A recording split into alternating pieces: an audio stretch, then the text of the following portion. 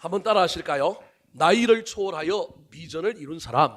나이를 초월하여 비전을 이룬 사람. 아프리카 속담 중에 죽어가는 노인은 불타는 도서관과 같다라고 하는 말이 있습니다. 부족 국가인 부족들로 구성되어 있는 아프리카의 대부분 추장은 어떤 분이 하느냐 하면 나이가 많은 제일 연장자 중에 지혜로운 사람이 하는 거예요. 근데 그 지혜로운 사람 추장이 지금 죽어가고 있어요. 그 죽어가는 모습을 보면서 부족원들이 뭐라고 얘기하고 있느냐면 그냥 추장이 죽는다 그러지 않고 그 나이 드신 추장이 죽어가는 모습을 도서관이 뭐 한다고요? 불탄다. 그래서 죽어가는 노인은 불타는 도서관과 같다라고 하는 말이 아프리카 속담에 있는 것입니다.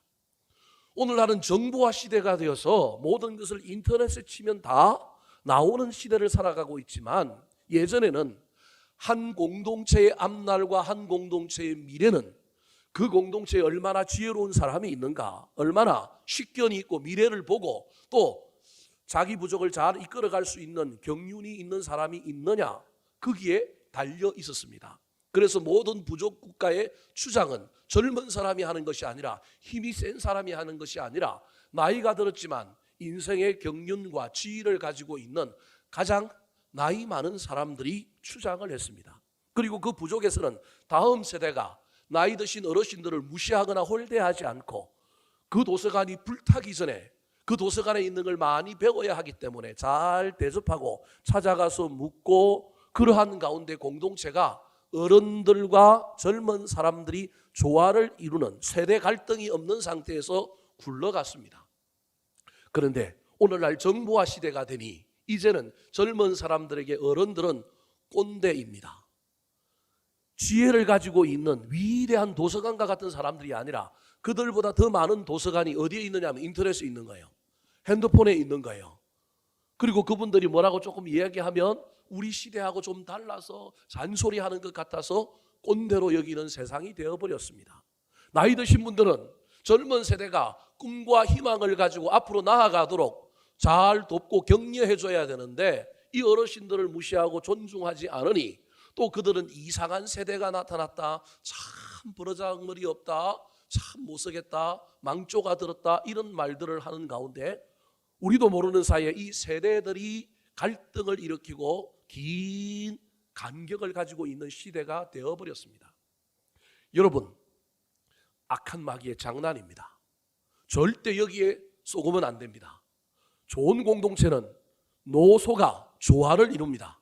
좋은 나라는 산업화를 이루고 이 나라를 여기까지 만들어낸 그 어르신들을 잘 섬기고 그들을 잘 대접하고 그들에게 배우려고 애를 쓰는 나라입니다. 뿐만 아니라 어르신들은 젊은이들을 무시하는 것이 아니라 젊은이들이 좀 버릇이 없고 좀 허황되더라도 그들을 이끌어주고 그들을 격려하고 앞으로 너희들이 내 영검을 책임질 세대다 그러면서 그들을 열심히 밀어주는 가운데 어르신들은 젊은이들에게 뭔가를 전수하고 존경받고 젊은이들은 어르신들을 잘 모시고 또 그들 가운데서 배워야 할 것을 잘 배워가는 조화를 이루는 나라와 교회가 되어야 합니다.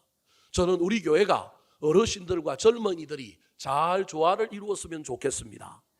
청년들이 사라지고 청소년들이 교회를 떠나는 이 시대에 젊은이들이 교회로 많이 들어왔으면 좋겠고 교회가 노령화 되더라도 그 어르신들이 이 자리를 채우지 않으면 여러분 코로나 시대에 다 증명을 했잖아요. 어르신들 아니면 교회가 굴러갔겠어요? 못 굴러갔겠어요? 주구장창 코로나 때도 어디를 나와요? 교회를 나와요. 자식들이 교회 가면 안 된다고 막 얘기해도 교회를 오잖아요. 이 두 세대가 서로 밀어주고 서로 끌어주고 조화를 이루면 얼마나 좋겠습니까? 비록 정보의 바다가 인터넷이요 수많은 정보가 축적되어 있어서 어르신들이 필요 없다고 할지라도 그래도 그 정보들 속에서 그 정보를 끼워 맞추고 그 정보를 올바르게 아름다운 전략으로 만드는 지혜와 경륜은 여전히 우리보다 인생을 먼저 사신 어르신들에게 있다는 것을 잊어버리면 안 됩니다. 오늘 본문 말씀의 주인공은 우리가 너무도 잘 알고 있는 갈렙입니다. 세계 전쟁 역사 어디를 보아도 85세 된 노인이 전쟁하러 나갔다고 한 이야기를 들어본 적이 없습니다. 40년 동안 모세의 희하에서 열심히 일하던 갈렙, 그런데 하나님을 거역함으로 말미암아 40년 동안 광야에서 뺑뺑이를 돌다가 1세대는 다 죽었는데 유일하게 살아남은 이 갈렙과 여호수아, 특별히 이 갈렙이 이제 여호수아와 함께 가나안 땅을 점령하기 시작했습니다. 40년 광야 생활 지나고 그가 40세에 지났으니 80세가 되어야 되는데 오늘 본문에는 85세라고 기록하고 있습니다. 성경의 오기가 아니라, 잘못된 것이 아니라 가나안 땅 점령하는 전쟁이 몇 년 걸리느냐 하면 7년 걸립니다. 그래서 가나안 땅 점령 전쟁을 7년 전쟁 그렇게 이야기합니다. 오늘 본문은 가나안 땅 점령한 전쟁이 몇 년 끝났느냐 하면 5년이 끝난 겁니다. 여호수아가 가나안 땅을 점령할 때 인천 상륙 작전처럼 가나안 땅 중부지대를 밀고 들어가서 여리고 길간을 점령하고 중부지대의 베이스 캠프를 설치합니다. 그리고 12지파 연합군을 이끌고 북쪽으로 올라가서 대부분의 많은 지파들을 많은 여러 국가들을 점령합니다. 그 다음에 또 어디로 내려가느냐 하면 남쪽으로 내려가서 또 점령합니다. 그래서 몇 년 걸리느냐 하면 대체로 이 남북을 다 점령하는데 5년이 걸렸습니다. 나머지 2년은 어디에 쓸 거냐 하면 이제 지파별로 땅을 분배하고 그 땅을 점령하는데 2년이 걸릴 겁니다. 그 2년을 앞두고 있는 때가 지금 오늘 본문에 나오는 이 갈렙의 85세의 나이에 일어난 이야기를 기록하고 있습니다. 갈렙은 85세임에도 불구하고 인생에 꽃을 피웠고 여전히 꿈과 비전을 향해 달려감으로 말미암아 그 꿈을 이루어서 오늘을 살아가는 저와 여러분에게 환경을 초월하여, 나이를 초월하여, 시대의 상황을 초월하여 꿈을 꾸고 있는 사람, 비전을 가지고 있는 사람의 아름다운 모델이 되었습니다. 그래서 이런 유명한 말이 있습니다. 늙는다는 것은 후회가 꿈을 밀어낼 때이다. 한번 따라할까요? 늙는다는 것은 후회가 꿈을 밀어낼 때이다. 나이가 들어서 지나온 날들을 되돌아보는 가운데 뭘 할 걸 저렇게 살 걸 끌끌끌하고 후회하고 있으면 그 사람은 늙었다는 거예요. 그러나 아무리 나이가 들어도 지나온 일들을 돌아보는 가운데 감사하면 그 사람은 늙은 것이 아니라 익어가고 있는 것입니다. 사랑하는 성도 여러분, 지금 저와 여러분은 늙어가고 있습니까? 아니면 익어가고 있습니까? 후회가 우리 꿈을 몰아내도록 만들어두지 마시기 바랍니다. 나이가 들더라도 여전히 꿈을 가지고 있어서 그래도 나를 살려두신 이유가 있고 내가 할 일이 있고 적어도 난 기도하고 예배한다. 그런 꿈들을 가지고 살아갈 때 나이를 초월하여 환경을 초월하여 우리에게 꿈을 이루어 주시는 놀라운 하나님의 은혜를 경험했으면 좋겠습니다. 8월을 달리고 있습니다. 제가 왜 이 설교를 하느냐 하면 오늘 본문을 가지고 매년 설교했습니다. 여러분 잘 모르실 거예요. 매년 요리치고 저리치고 막 같은 본문을 가지고 같은 설교 안 하면서 요렇게 저렇게 얼마나 했는지 모릅니다. 올 초에도 이 본문을 가지고 설교를 했습니다. 그럼에도 불구하고 8월 중순을 향하여 달려가고 있는 이 첫 번째 주일에 왜 이 설교를 하느냐 하면 교회적으로는 8월이 지나고 나면 9월부터 새로운 소위 말하는 하반기의 사역이 시작되는데 코로나로 말미암아 지금까지 우리 교회는 어떻게 굴러왔느냐 하면 예배와 목사의 설교 하나만으로 굴러왔습니다. 그래도 잘 버티고 여기까지 온 것이 얼마나 감사한지 모릅니다. 그런데 줄이 하나이면 위험합니다. 목사의 설교가 조금 마음에 안 들거나 조금 관계가 어려우면 그 줄이 끊어져 버리면 골치 아픕니다. 그래서 줄은 삼겹줄이어야 합니다. 코로나 이후에 또 다른 폭정이 일어날까 봐 교회가 아무 일도 못하고 그냥 대면 예배하고 이런 정도 왔지만 하반기에 다시 저는 꿈을 꾸어보려고 합니다. 공동체가 비전을 잃어버리면 안 되겠다. 다시금 교회 부흥의 꿈을 꾸고 다시금 우리 하나님 앞에 기도하는 가운데 붙들고 나아가야 되겠다. 그래서 교제의 끈도 한번 만들어보고 목양의 끈, 목장 모임도 한번 만들어보고 그래서 오후 예배 다시금 부활하여 매주 다 드릴 수는 없어도 한 달에 2번 정도 드리면서 한 번은 목장 모임으로 모이고 한 번은 찬양 집회로 모이고 또는 뭐 특별한 행사로 모이고 그렇게 해서 점점 우리가 한번 모여보고 또 목장 모임을 하는 일들을 부활하고 모임으로 말미암아 목양과 교제의 끈들을 하반기에 새롭게 점점 만들어가야만이 교회가 더욱 건강하지 않겠는가, 좀 더 교회가 부흥하지 않겠느냐, 이런 꿈을, 비전을 가지고 이 코로나의 상황, 많은 어려움의 상황 가운데 있지만 그것을 초월하여 비전을 품고 나아가 보려고 합니다. 여러분들은 생업의 현장에서 지금 어떤 상황 가운데 있습니까? 코로나 때문에 영향을 안 받은 사람들은 우리 교회에 참 그래도 많아서 감사합니다. 그럼에도 불구하고 자영업을 하거나 수많은 어려운 일들을 감당하고 있는 가운데 하나님께서 여러분이 꿈을 잃지 않고 그 꿈을 붙들고 나아가서 시대의 상황을 초월하여, 나이를 초월하여, 문제를 초월하여 그 꿈을 이루는 사람이 되기를 원하신다는 메시지를 오늘 전하고 싶은 것입니다. 그리하여 이 가을에 저와 여러분이 다시금 꿈을 붙들고 비전을 붙들고 달려가므로 하나님의 놀라운 은혜가 그것을 이루어 주신다는 것을 경험할 수 있었으면 좋겠습니다. 후회가 꿈을 밀어낼 때 늙는다고 하는 말은 젊음이 나이의 문제가 아니라 태도의 문제라는 것을 우리에게 분명히 말해주고 있습니다. 그러므로 여기에 모여있는 모든 사람들은 나이가 어떠하든지 간에 저와 여러분이 꿈을 붙들고 살아가면, 비전을 붙들고 살아가면 저와 여러분의 인생 가운데 그것을 다 이루지는 못할지라도 비슷하게는 어느 정도는 이루고 나아감으로 말미암아 훗날 우리 인생을 뒤를 돌아볼 때 저와 여러분이 후회함으로 꿈을 밀어낸 사람이 아니라 꿈을 쫓아가는 바람에 하나님이 주신 은혜를 맛보고 경험함으로 말미암아 감사할 수 있는 인생이 된다면 그것처럼 멋진 신앙생활이 어디 있겠습니까? 오늘 본문 말씀에 나타난 갈렙의 인생을 살펴볼 때 은혜 받고 후회가 꿈을 밀어내는 인생이 아니라 꿈이 후회를 밀어내고 감사할 수 있는 비전의 영적인 청년들이 되기를 우리 구주 예수 그리스도의 이름으로 축원합니다. 자, 그렇다면 갈렙이 나이를 뛰어넘어 비전을 이룬 사람이 된 비결이 무엇일까요? 첫 번째입니다. 따라 하시겠습니다. 불평 대신에 믿음의 언어를 사용해야 합니다. 불평 대신에 믿음의 언어를 사용해야 합니다. 지금부터 제가 여러분에게 성경에 나오는 몇 사람의 이름을 들려드리겠습니다. 누구인지 맞춰보시기 바랍니다. 삼무아, 사밧, 이갈, 발디, 갓디엘, 갓디, 암미엘, 서둘, 나비, 그오엘. 누군지 아시겠습니까? 대충 눈치를 까서 생각하는 사람들도 있겠지만 저 사람들을 성경에서 만나본 경험이 그렇게 많지 않을 것입니다. 저 사람이 누구냐고요? 바로 갈렙과 여호수아와 함께 오늘 본문보다 훨씬 2년인 45년 전에 모세 시대 때 가나안 땅을 정탐하러 갔던 12정탐꾼 중에 부정적인 보고를 하였던 10명의 정탐꾼의 이름입니다.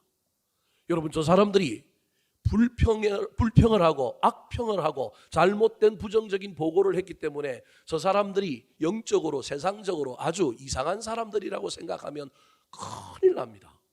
저 사람들이 모세 시대에 엄청난 위대한 인물들이었습니다. 각 지파에 모세 이후의 차세대의 지도자 여호수아와 함께 가나안 땅에 들어갔다고 한다면 가나안 땅에서 각 지파의 지도자가 되어 그 땅을 다스릴 위대한 지도자급에 해당되는 사람들입니다.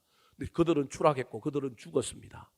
그들의 이름은 성경 어디에도 등장하지 않고 저들에 대하여 저들이 어떤 사람인지 신앙에 어떠한 길을 걸었는지 우리에게 어떤 도전을 주는지 아무도 알지 못합니다.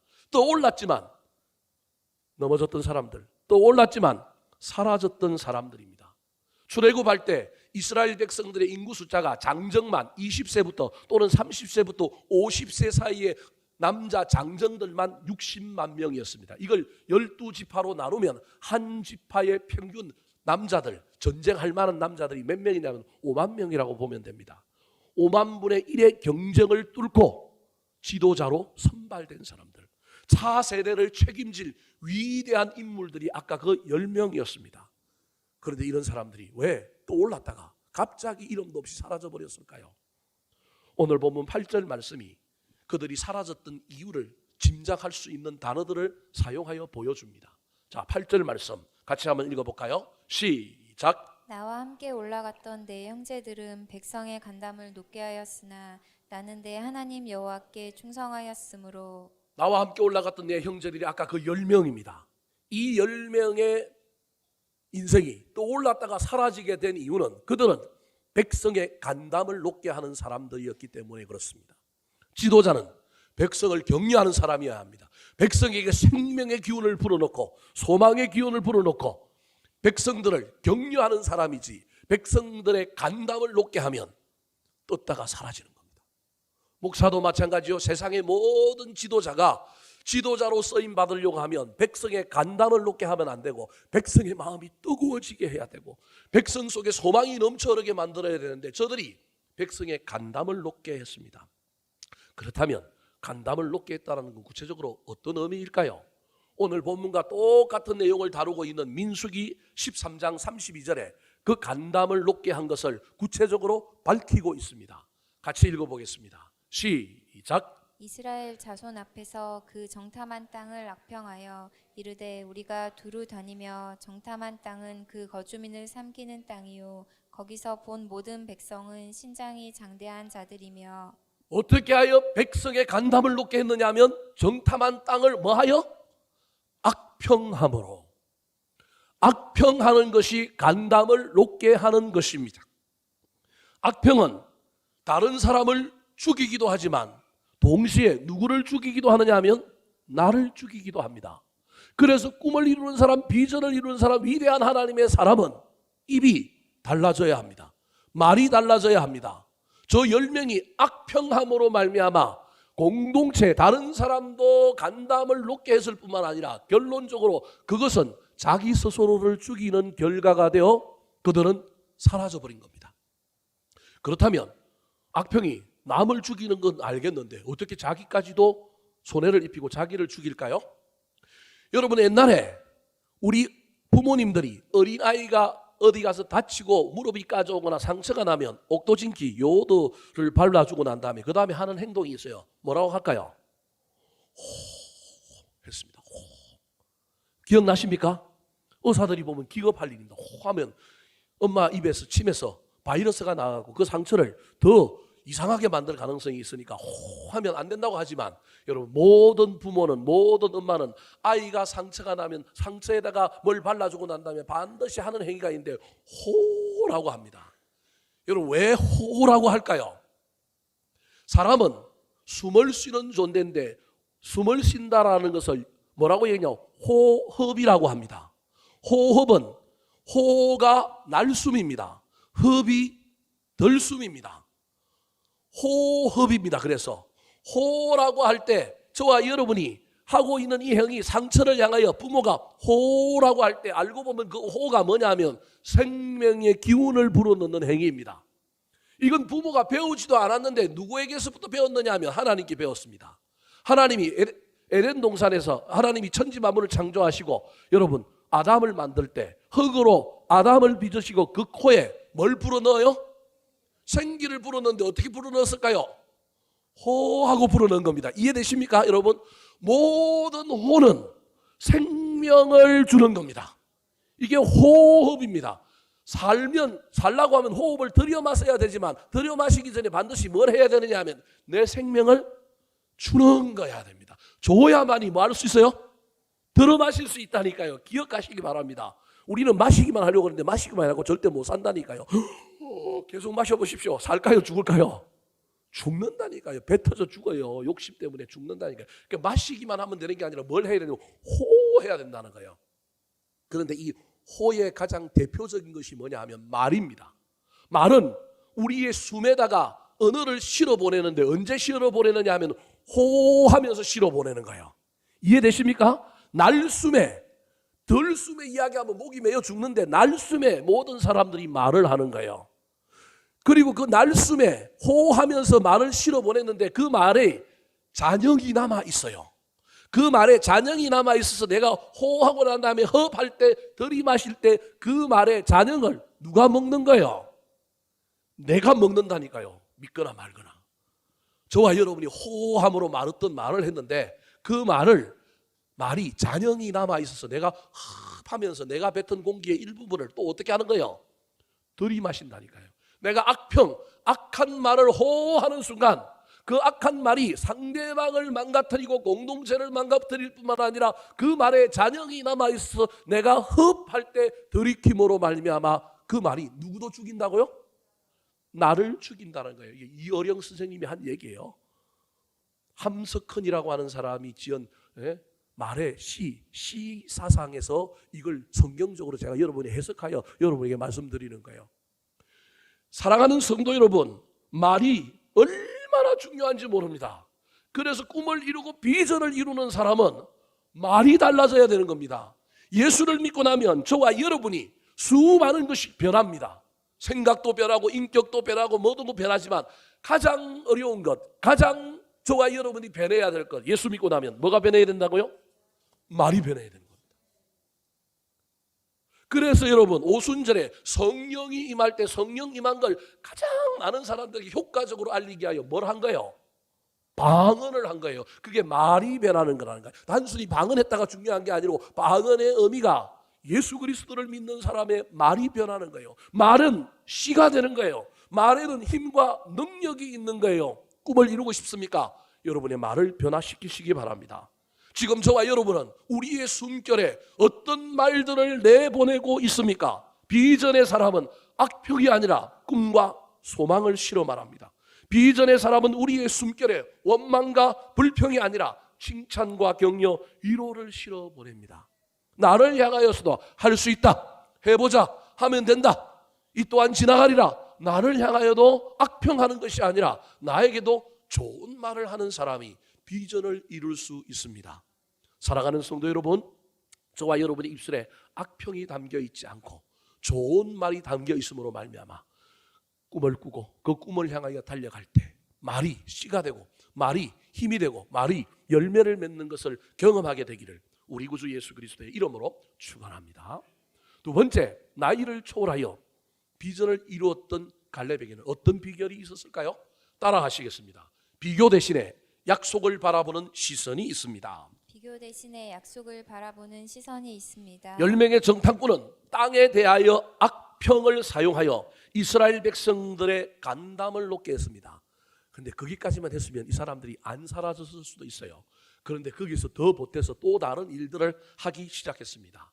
민수기 13장 32절 33절 말씀 같이 한번 읽어보겠습니다. 시작. 이스라엘 자손 앞에서 그 정탐한 땅을 악평하여 이르되 우리가 두루 다니며 정탐한 땅은 그 거주민을 삼키는 땅이요 거기서 본 모든 백성은 신장이 장대한 자들이며 거기서 네피림 후손인 아낙 자손의 거인들을 보았나니 우리는 스스로 보기에도 메뚜기 같으니 그들이 보기에도 그와 같았을 것이니라. 저기 실패하는 사람들의 세 가지 특징이 나와요. 첫 번째 특징, 악평하는 거예요. 정탐한 땅을 악평했어요. 그 정탐한 땅을 32절을 보니까 악평하여, 이게 첫 번째 습관이에요. 두 번째 습관이 뭐냐면 비교하는 거예요. 악평 다음에 나오는 3종 세트가 있는데 악종 다음에 나오는 것이 비교예요. 거기서 본 모든 백성은 신장이 뭐한 자들이다? 장대한 자들이라는 거예요. 땅을 보고 악평하고 사람을 보고 난 다음에 비교함으로 말미암아 33절에 그 사람들은 네피림의 후손인 아낙 자손들이라 거인이라는 거예요. 비교하기 시작하는 거예요. 비교한 결과 나를 악평하기 시작해요. 우리는 스스로 보기에도 뭐라고요? 메뚜기 같다라는 거예요. 비교하면 상대방을 악평하다가 비교하면 누굴 악평해요? 나를 악평하는 거예요. 그래서 우리는 그 사람들에 비하면 그들은 거인이고 우리는 그들에게 뭐 같다고요? 메뚜기 같다라는 거예요. 두 번째 실패하는 사람들의 습관이 비교예요.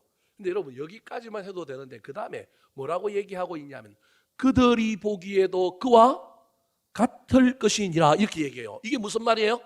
자, 내가 땅을 악평하다가 그 사람들과 비교하는 가운데 그 사람들은 거인이요 나를 뭐라고 얘기했냐면 메뚜기 같다고 생각한 이 마음, 자기 마음이 병든 것, 자기 마음을 악평한 것까지는 괜찮은데 그 다음에 뭐라고 얘기하냐면 이 내 마음을 누가 알고 있을 것이라고요? 그 사람들이 알고 있을 거라. 그들이 보기에도 뭐 할 거라고요? 그와 같을 것이라는 거예요. 아니 그 거인들이 그 사람들이 우리를 보고 메뚜기 같다고 여기지도 않은데 나는 나 스스로 메뚜기 같다고 여길 뿐만 아니라 그들이 보기에도 우리는 뭐 같을 거라고요? 메뚜기 같을 것이라는 거예요. 저 거인들을, 그 땅에 살고 있는 그 원주민들을 누구의 자리에 놓고 있느냐 하면 하나님의 자리에 놓고 있는 거예요. 아니 내 마음을 알고 내 상태를 아시는 분은 하나님밖에 없는데 저 거인들을 하나님의 자리에 놓으면 하나님은 이길 수가 없잖아요. 우리가 어떻게 신을 이겨요? 신처럼 대우해버리는 거예요. 이게 가대망상, 선입견, 편견 이런 것이에요. 악평, 비교, 더 나아가서 가대망상에 걸려가지고 상대방이 우리를 이렇게 보고 있다, 누가 나를 이렇게 보고 있다라고 얘기하면 그 사람 앞에 가면 그냥 고양이 앞에 쥐처럼 되는 거예요. 그럴 필요가 없는 거예요. 나의 속을 아시고 나의 내면과 나의 모든 걸 갈 길을 아시고 나의 연약함을 모든 걸 아시는 분은 누구밖에 없어요? 하나님밖에 없는 거예요. 우리 누구한테만 두려워 떨면 돼요? 하나님한테만 떨면 되는데 여러분 누굴 놓고 있느냐 하면 그들을, 적들을 하나님 자리에 놓고 있어요. 그러니 이길까요? 질까요? 질 수밖에 없는 거예요. 어떻게 저걸 이겨요? 땅에 대하여는 악평하지요. 자기 비교하는 가운데 자기들을 향하여도 악평하지요. 자신들의 처지와 상황을 상대방이 알고 있다고 상대방을 신격화시켜서 상대방을 더 높이고 있죠. 전쟁해보나만 하죠. 못 이기는 거예요. 이길 수가 없는 거예요. 이 사람들은 시선은 땅에 가 있어요. 이 사람들의 시선은 사람에게 가 있어요. 이 사람들의 시선은 자기들의 연약함에 매달려서 연민과 자기들의 그 연약한 모습에 그냥 매달려 있어요. 이런 사람은 상황을 이길 수가 없어요. 이런 사람은 문제를 해결할 수가 없어요. 근데 이와 달리 갈렙과 여호수아는 어떻게 했을까요?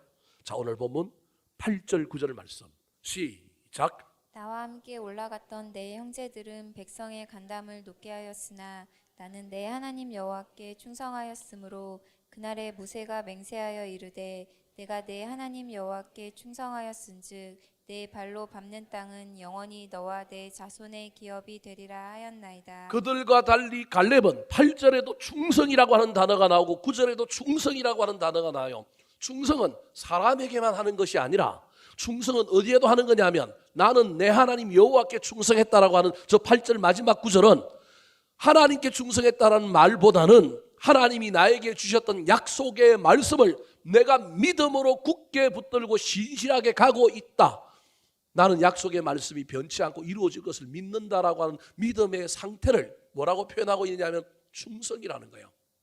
하나님의 약속의 말씀이 뭐냐 하면 네가 정탐할 때 네 발로 밟는 땅은 영원히 너와 내 자손에게 기업으로 주겠다 하시는 이 약속의 말씀을 45년이 지났지만 나는 그 말씀을 굳게 붙들고 있다. 여전히 믿고 있고 이루어질 것을 믿음으로 달려가고 있다. 이게 충성이라는 거예요. 저 8절에 보면 여러분 보십시오. 나와 함께 올라갔던 내 형제들은 백성의 간담을 높게 하였다. 그러나 상황과 사람들과 관계없이 나는 누굴 바라보고 있느냐 하면 시선이 땅을 보고 있는 것이 아니라 사람을 보고 있는 것이 아니라 나는 하늘을 보고 있고 하나님을 보고 있고 나는 약속의 말씀을 보고 있다는 겁니다. 비전을 이루는 사람은 땅도 보고 사람도 보지만 여러분 저와 여러분이 넘어지지 않게 하여 시대를 분별하기도 하고 시대의 상황 속에 우리가 어떤 길을 걸어가야 할지 따져보기도 해야 되지만 그래도 가끔은 눈을 들어 우리는 하늘을 보는 사람이어야 합니다. 하나님을 바라볼 줄 아는 사람이어야 합니다. 저와 여러분이 시선을 어디에 둬야 되느냐 하면 하나님이 나에게 약속하셨던 그 약속 언젠가는 이루어진다. 이 말씀대로 해 주실 것이다. 여전히 그 약속의 말씀을 바라보고 달려가는 충성의 자세가 필요한 겁니다. 10명의 정탐꾼의 시선은 땅에 있었습니다. 그리고 그들의 시선은 사람들에게 있었더니 좋은 게 오는 것이 아니라 비교가 오고 원망이 오고 여러분 다른 것들이 왔습니다. 그러나 갈렙은 상황 속에서도 그의 시선은 땅만 보고 사람들만 보는 것이 아니라 그러나 그럼에도 불구하고 약속을 바라보고 하나님을 바라보는 시선이 있었기 때문에 그렇습니다.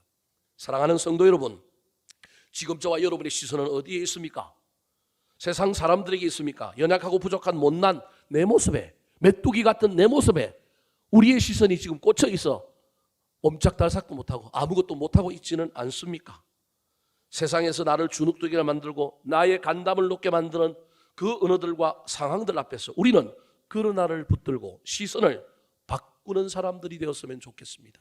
하늘을 보고 하나님을 보고 약속을 붙들므로 말미암아 그 약속이 현실이 되고 그 비전이 이루어지게 해주시는 하나님의 놀라운 역사를 경험하는 저와 여러분이 되기를 예수님의 이름으로 축원합니다. 마지막으로 나이를 초월하여 비전을 이룬 갈렙. 어떤 비결이 있었을까요? 첫 번째 비결은 언어였습니다. 언어. 어떤 언어를 사용하느냐. 두 번째 비결은 시선이었습니다. 어떤 시선을 사용하느냐. 세 번째입니다. 따라하시겠습니다. 공동체의 유익을 위하여 자원하여 헌신합니다. 공동체의 유익을 위해 자원하여 헌신합니다. 세 번째는 여러분 언어와 시선 다음에 뭐냐 하면 아무리 가만히 있는다고 그냥 내 일 성실히 한다고 나에게 맡겨진 일 열심히 한다고만 되는 게 아니고 꿈과 비전을 이루려면 반드시 헌신해야 된다는 거예요. 헌신을 제가 다르게 오늘 여러분에게 이야기할 거예요. 손해보는 거예요. 헌신은 손해보는 거라니까요. 나의 유익을 위하여 나의 모든 자원과 에너지를 투여하는 것이 아니라 내 건 좀 내려놓고 큰 것을 위하여 공동체를 위하여 헌신함으로 내 것을 손해볼 때 하나님이 내 꿈과 비전을 이루어 주신다는 거예요. 오늘 본문이 시작하는 여호수아 14장 6절에 처음 시작하는 단어가 어떤 단어냐면 그때에라고 하는 단어입니다. 이 그때라고 하는 단어가 어떤 때일까요? 여호수아서는 24장까지 되어 있습니다. 1장부터 13장은 가나안 땅을 정복한 이야기, 특별히 요단강 건너와서 가나안 땅을 정복하는 데 걸렸던 5년의 세월의 시간이 축적되어 있습니다. 가나안 땅을 총점령하는 데는 7년 걸리는데 5년 동안은 여호수아가 진두지휘하여 모든 지파의 연합군 중앙군을 이끌고 큰 적들을 다 쳐부수는 전쟁이 5년 동안 이루어진 겁니다. 그리고 난 다음에는 이제는 뭘 할 거냐 하면 각 지파에게 땅을 분배하고 남아있는 게릴라, 남아있는 잔존 세력들을 자기 지파가 소탕하고 그 땅을 가꾸는 일들을 시킬 겁니다. 그 전쟁이 2년 걸릴 거예요. 왜냐하면 큰 적들은 다 섬멸했기 때문에 이제는 지파의 군대를 가지고 자기들에게 배당된 땅을 정복하는 일들에 자기 땅이니까 더 열심을 내모로 말미암아 효율적이게 만들기 위하여 2년 동안은 지파의 전쟁으로 전환을 하려고 하는 겁니다. 근데 문제는 오늘날도 마찬가지지만 땅의 문제는 아주 민감한 문제입니다. 땅과 재산의 문제는 서로 눈이 뒤집힐 가능성이 있습니다. 부모가 죽고 나면 자식들이 재산 문제 갖고 눈깔이 뒤집어가지고 싸우잖아요. 파주에 사는 사람들은 조심해야 됩니다. 이거 총질이 몇 번 일어났기 때문에 우리는 그래도 고양시에 사니까 좀 나은데 파주에는 재산 때문에 총질이 막 가족들끼리 형제들끼리 싸움이 엄청나게 나가고 최근에도 또 저기 또 문산 근처에서 또 사건이 또 하나 또 터져가지고 또 그런 일이 있습니다. 재산이 많으니까 고민되는 거예요. 그래서 좋은 차를 끌고 가는데 뒤에 트렁크 열어보면 삽이 있고 장화가 있는 사람들이 간혹 있어요. 그 사람 진짜 됐다 부자예요. 무시하면 안 돼요. 그런 사람들의 자식들이 재산 문제 가지고 서로 싸우는 거예요. 모든 공동체는 어떤 재산의 문제, 특별히 고대에는 땅이 재산의 가장 큰 원천이요 중요한 생명과 같은 것이었는데 이 땅을 분배하는 문제는 공동체를 쪽박나게 만들고 파괴할 수 있는 엄청난 큰 문제였습니다. 여호수아가 지도자였지만 이 문제 앞에 사실은 고민하고 있던 때가 오늘 본문 14장인 거예요. 15장부터는 이 고민이 해결되어서 땅 분배하고 이제 점령해 나가는 거예요. 지파별로. 근데 오늘 본문이 이 분기점, 이때 여호수아가 어쩌면 길갈이라고 하는 주둔지에서 그가 엄청나게 기도하면서 하나님 앞에 이걸 어떻게 해야 될까 고민하고 있었을 거예요. 그때 하나님께서 이 여호수아에게 주신 아이디어가 뭐냐 하면 땅을 뭐 뽑으라는 거예요? 제비 뽑으라는 거예요. 그럼 제비를 뽑으려면 땅의 경계를 나누어야 되는데 오늘날처럼 경지 정리가 딱 되고 땅을 전부 막 평평하게 만들어 놓고 지파의 인구 수대로 딱 공평하게 땅을 분배할 수 있으면 좋겠는데 고대의 땅의 경계는 그렇지가 않은 거예요. 땅의 경계를 어설프게 정해놓으면 문제가 생기니까 산지라든지 강이라든지 이런 것들을 기준으로 땅의 경계를 정해야 되는데 그러려면 그런 경계 때문에 다툼이 없이 그 땅을 잘 경계를 정하려면 어쩔 수 없이 땅이 넓은 땅도 생기고 좀 좋지 못한 땅도 생기는 문제가 생기는 거예요. 그래서 이 문제를 방비하기 위하여 제비 뽑기 전에 여호수아가 각 지파의 대표들을 다 뽑아 모아서 뭐 하느냐 하면 전국을 가나안 땅을 돌아다니면서 너희들이 스스로 합의하여 어느 지파가 어느 땅을 선택할 수는 모르겠지만 일단 12조각의 그림을 그려오라고 명령합니다. 그래서 실무진들이 모여서 전국을 돌아다니면서 청량도 하고 조사도 해본 결과 그 어떤 자연적인 요건 속에서 다툼이 일어나지 않을 정도의 범위 내에서 뭘 정했느냐 하면 땅의 경계를 정해서 12조각을 경계를 만들어 온 거예요. 실무진들에게서는 만들어 놓고 났지만 어느 땅이 누구에게 돌아갈지는 모르지만 그들에게는 이미 정보가 있어서 어느 땅이 제일 좋은 땅인지 벌써 평가가 돌았을 겁니다. 그래서 각각의 지파에 돌아가서 우리 제비 뽑게 되면 저 땅 걸려야 돼. 저 땅이 노른자야. 저 땅이 좋은 땅이야. 이런 이야기가 전부 돌았을 겁니다. 그리고 제일 안 좋은 땅도 눈에 보였을 것입니다. 저 땅은 제일 안 좋은 땅, 저 땅 가면 절대 된다 안 된다? 안 돼. 그래서 땅의 경계도 정했지만 제비 뽑는 순간에 이 제비 뽑는 것에 대하여 또 불만을 가지고 나설 사람들이 있는 거예요. 그래서 여호수아가 하나님께 기도하는 가운데 제비 뽑을 수 있도록 땅의 경계까지는 마련했는데 시행을 못한 거예요. 대표들 나와 제비 뽑자, 이걸 못하고 있는 거예요. 여러분, 이 지도자의 고민이에요. 어떤 일을 하기는 해야 되는데 이 일을 하게 되면 수많은 어려움이 있고 반대가 있고 문제가 생길 것이 보일 때 지도자는 얼마나 고민하는지 모릅니다. 여러분, 그래서 지도자들 이야기 기도해 주셔야 돼요. 그래도 지도자는 선택하는 사람, 결단하는 사람이기 때문에 외로이 그 일을 선택해야 돼요. 어떤 일은 뭘 선택하든지 간에 욕을 먹을 수 있는 일이 있어요. 지금 여호수아가 그런 거예요. 그래서 하나님께 기도하는 가운데 땅을 분배하라고 하는 지혜는 얻어서 제비 뽑기를 시행하려고 땅의 경계까지 12조각을 다 내놨는데 제비를 못 뽑는 거예요.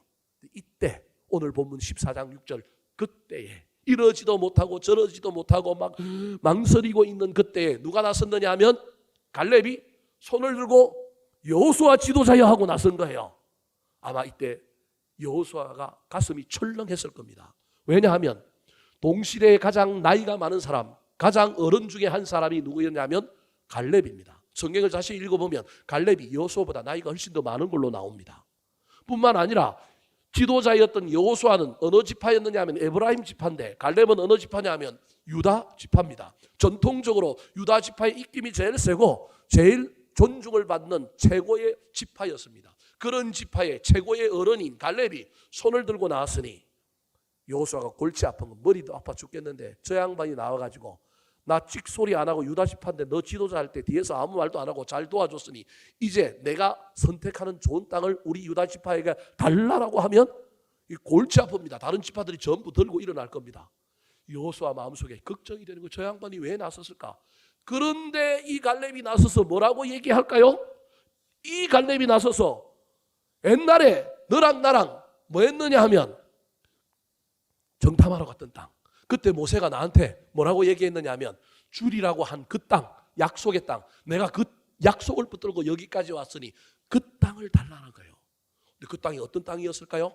자, 12절 말씀 같이 한번 읽어볼까요? 시작. 그날에 여호와께서 말씀하신 이 산지를 지금 내게 주소서.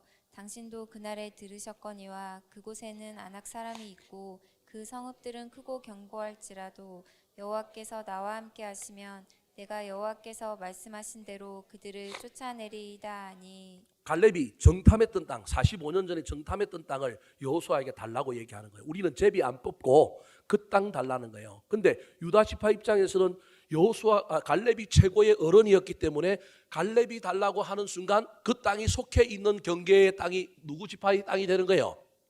유다 지파의 땅이 되는 거예요. 어쩔 수 없어요. 최고 어른이. 근데 이 최고 어른이 뭐라고 얘기했냐면 나는 제비 뽑지 않고 하나님께 약속받았던 그 땅을 달라고 그러는 거예요.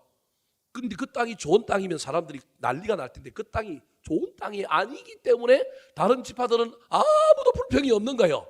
다른 지파 사람들은 전혀 뭐 여기서 박수치고 있는 거예요. 왜냐하면 그 땅이 가장 안 좋은 땅의 후보 중에 하나인 거예요. 보십시오. 그날에 여호와께서 말씀하신 뭘 달라는 거예요? 산지를 달래잖아요. 평지가 아니고 뭘 달라고요? 산지를 달라는 거예요. 그런데다가 그 산지 땅이 아직 정복되지 아니하여서 누가 있다고요? 아낙 사람이 있대요. 거인들이 있대요. 그럼 빼앗기도 힘든 거예요.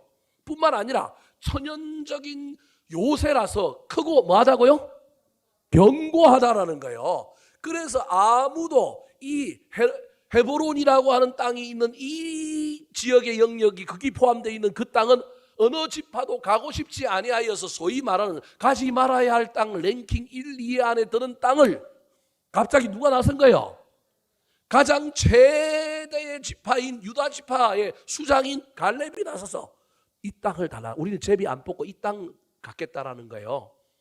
대장이 그러니 지파 사람들은 따라야 되잖아요. 그 땅이 좋은 땅이 아니라니까요. 여러분, 이스라엘 성지순례를 가보면 북쪽으로 올라가면 올라갈수록 훨씬 더 초지가 있고 땅이 좋고 평지예요.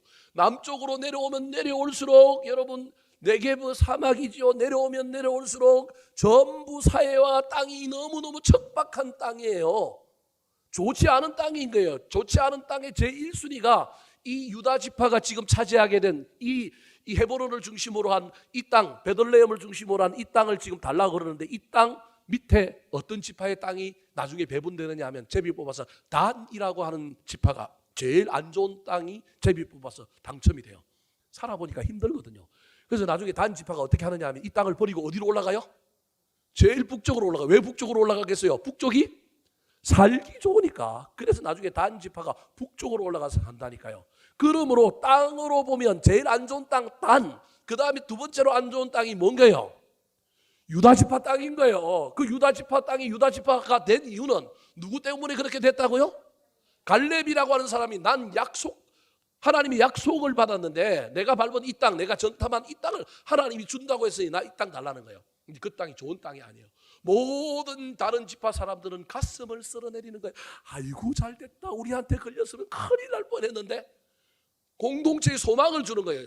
가장 나쁜 땅 하나가 사라지게 되니까 이제는 어느 땅이 어느 지파에게 돌아가도 그 지파 사람들이 불평할 수 있는 상황이 줄어든 거예요. 그러니까 그때서야 여호수아가 이 지파별로 제비를 뽑는 일들을 뭐 하는 거예요? 시작하는 거예요. 오늘 본문 뒤에 이제 제비 뽑는 일을 시작하는 거예요. 유다 지파가 그 땅을 딱 선점함으로 말미암아, 좋지 않은 땅인데 좋지 않은 땅을 선점해 줌으로 말미암아 공동체에 희망을 준 거예요. 자원하여 제일 꺼려하는 일들을 감당해 주는 선봉의 믿음, 그 믿음을 가진 사람이 누구냐 하면 갈렙인 거예요. 여러분, 세월이 지나서 오늘날 이스라엘을 봅시다. 세월이 지나서 오늘날 이스라엘 봅시다.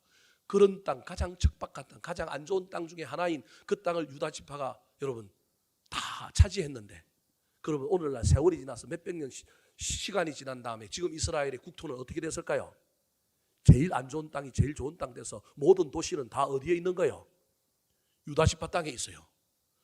여러분, 환경이 좋으냐 좋지 않느냐의 문제가 아니라 누가 거기 있느냐, 거기 있는 곳에 하나님이 계시느냐가 여러분 국토도 바꾸고 환경도 바꾸고 삶도 바꾼다는 걸 기억하시기 바랍니다. 자연적으로 보면 저 북쪽이 훨씬 더 잘 살아야 되는데 지금 이스라엘에 가보면 북쪽도 잘 살기는 하지만 그래도 모든 시설과 모든 인구는 전부 어디에 몰려 있느냐 하면 유다 지파 땅의 인근에 다 모여 있다는 걸 여러분이 아셔야 합니다. 사랑하는 성도 여러분, 얼마나 멋진 사람입니까? 자기의 이익이 아니라 공동체가 직면하고 있는 이 지금 앞으로 나아가지도 못하고 있는 이 문제 앞에 자기가 활로를 뚫어주잖아요. 제일 사람들이 가기 하는 싫어하는 땅을 자원하여 헌신함으로 선택함으로 공동체에 희망을 준 사람이 누구냐면 갈렙인 거예요. 그래서 그의 꿈이 이루어지고, 꿈이 이루어질 뿐만 아니라 후대에도 후손들에게도 훨씬 더 좋은 땅이 변하여 되는 놀라운 일을 경험하잖아요. 더 나아가서 여러분 보십시오. 나중에 땅이 다 분배되고 난 다음에 도피성이라고 하는 걸 만드는데, 도피성을 요단 동편에 3개, 요단 서편에 3개를 만드는데 북부, 중부, 남쪽에 만드는데요.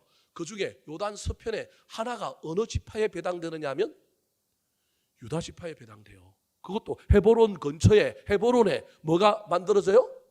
도피성이 만들어져요. 그럼 도피성은 그 지파가 레위인들에게 줘야 된단 말이에요. 레위인들에게 뭐 성을 줘야 되는 거예요. 8개 정도의 성을 줘야 되고, 총 합쳐서 40개 성이 나오는데 성을 줘야 되고, 그 사람들이 먹고 살 수 있는, 경작할 수 있는 땅도 떼줘야 되는 거예요.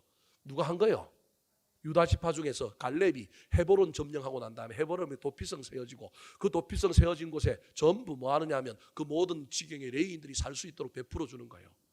인간적인 눈으로 보면 손해본 거죠. 그런데 손해봤지만 지나고 보니 손해가 아니라 뭘 받은 거예요? 복을 받은 것입니다. 사랑하는 성도 여러분, 말씀을 마치려고 합니다. 저와 여러분의 인생길, 이 코로나 상황 속에서 참 어려운 일들을 겪어왔고, 교회도 수많은 어려움을 겪으면서 여기까지 왔습니다. 그럼에도 불구하고 저와 여러분이 여전히 꿈을 꾸었으면 좋겠습니다. 우리의 삶의 현장이 어떠할지라도 그 속에서 비전을 품고 그 비전을 향하여 달려갔으면 좋겠습니다. 다 이루지는 못할지라도 하나님이 그 비슷하게 가게는 해주지 않겠습니까? 꿈이 없는 것보다 꿈을 가져야 하지 않겠습니까?